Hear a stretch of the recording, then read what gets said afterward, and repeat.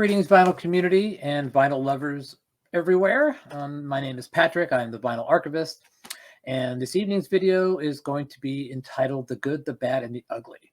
I was going to do individual Van Gelder Report's first listens on these albums, but I just thought I'd lump them all together and knock them all out in one fell swoop. So let's start right now. I'm going to talk about some recent records that I've gotten in the mail. And the first one is should not be called just the good, it should be called the great. And this is Jackie McClean, Destinaiton Out. This is on the Blue Note Classic series. Everyone's heard about these. They're phenomenal. Kevin Gray, Coherent Audio, Press at Optimal. This record features Jackie McClean, who I like a whole lot.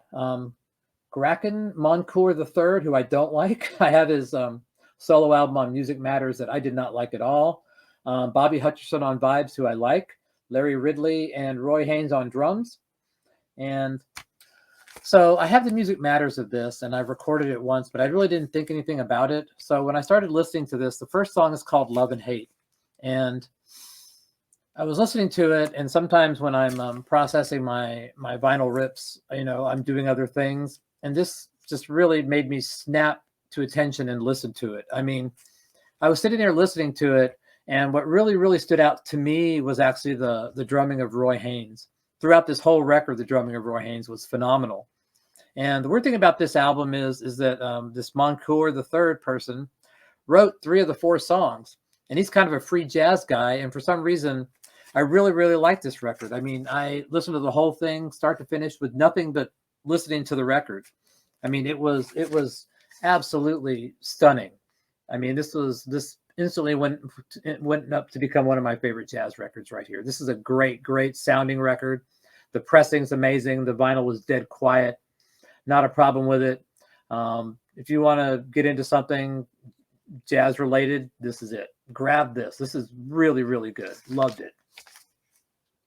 So the next one that I got recently was Joe Jackson, Body and Soul. This is a 45 RPM reissue by Intervention Records. I pre-ordered this a long time ago. Someone sent me a test pressing of this years ago. This has been on the shelf for quite some time. And so this finally came out, and I got it. And once again, this was I believe this was done by Kevin Gray at Coherent Audio. And this is a digital recording, but it sounds really good. I mean, it's amazing sounding, actually. And this is probably one of Joe Jackson's better albums. I really like the song Cha Cha Loco, and of course you can't get what you want till you know what you want.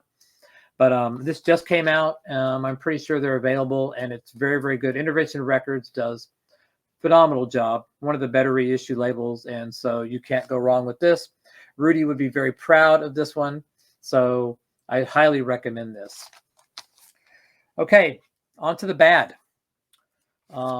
This latest Tone Poet, Rough and Tumble by Stanley Turrentine. I had such high hopes for this because it's got Blue Mitchell on trumpet, and it's got Pepper Adams on baritone sax, got Grant Green on guitar, McCoy Tyner on piano.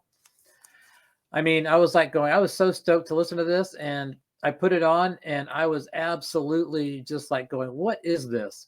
I mean, I don't know what Grant Green was doing, if he'd been hanging out with Art Blakey and forgot how to play guitar. I don't know. But his noodling on this album was just horrendous for me. And, they do a version of Walk On By that's really bad. And, I mean, as far as like the mastering and the pressing and everything, it's immaculate. I mean, it's dead quiet, not a click or a pop. Beautiful mastering by Kevin Gray. But musically, I just could not get into this at all. And I had such high hopes for this by the lineup. I mean, the lineup's just a freaking superstar lineup, and I just couldn't dig it. So this is the bad for me. And last but not least, the ugly. And boy, is it ugly. Tone Poet, Round Trip, Ornette Coleman, box set. Just got it. 6 albums. So I have listened to The Empty Foxhole and New and Old Gospel. Listen to New and Old Gospel first because it had Jackie McClean, who I really like. And after Destinaiton Out, I was like going, cool, it's going to be awesome. I swear to God, man, half an hour into this, I was ready to take a nap. I was absolutely just put me to sleep. Could not wait to be done with this. I mean, I just couldn't get into it. I don't know if it's just too free for me, or I don't know, but I just couldn't get into it. So then I pulled out the Empty Foxhole and listened to that. Once again, I just couldn't get into it. I just cannot get into it yet. And I've got 4 more to go, and I hope it gets better. But right now, this is definitely the ugly. And once again, the mastering is phenomenal, immaculate. The pressing is great. No, not a click, not a pop, not a nothing. Dead freaking quiet.